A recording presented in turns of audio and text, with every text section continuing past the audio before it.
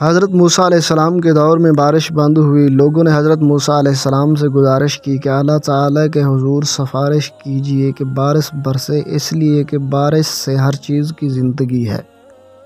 حضرت موسیٰ علیہ السلام نے سب لوگوں کو جمع کیا اور اللہ تعالیٰ کے حضور سوال کیا۔ اللہ تعالیٰ نے فرمایا، موسیٰ اس وقت تک بارش نہیں ہوگی جب تک آپ اپنی اس مجلس سے اس آدمی کو نہیں نکالیں گے جو 40 سال سے ایک گناہ میں مصروف و مشغول ہے۔ حضرت موسیٰ علیہ السلام نے اعلان کیا کہ جو 40 سال سے ایک گناہ میں مصروف و مشغول ہے کہ 40 سالہ گناہ گار جب تک مجلس نہیں چھوڑے گا اس وقت تک بارش نہیں ہوگی۔ وہ بندہ سوچنے لگا کہ اب اگر اٹھتا ہوں تو لوگوں کی انگلیاں میری طرف اٹھیں گی کہ یہ 40 سالہ گناہ گار ہے، اور اگر نہیں اٹھتا تو بارش نہیں ہوتی۔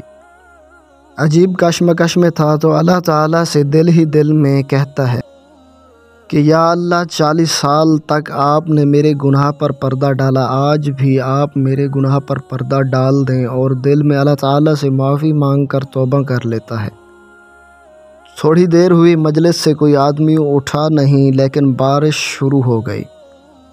حضرت موسیٰ علیہ السلام نے اللہ تعالیٰ سے عرض کی، یا اللہ، یہ کیا ماجرا ہے؟ اللہ تعالیٰ نے فرمایا، آپ کے اعلان کرنے کے بعد اس گناہ گار نے گریبان میں منہ ڈالا، رونے لگا کہ یا اللہ، آپ نے 40 برس تک میرا پردہ رکھا، اب بھی چھپا لیں۔ یا اللہ، اب میری توبہ ہے اور میں نادم ہوں۔ اس نے اخلاص کے ساتھ توبہ کر لی تو میں نے بھی اسے بخش دیا۔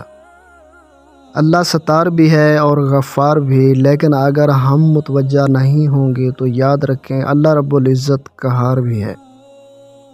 اللہ کی رسی بڑی ڈھیلی ہوتی ہے، لیکن جب رسی کھینچ لے تو چھوٹنا مشکل ہوتا ہے۔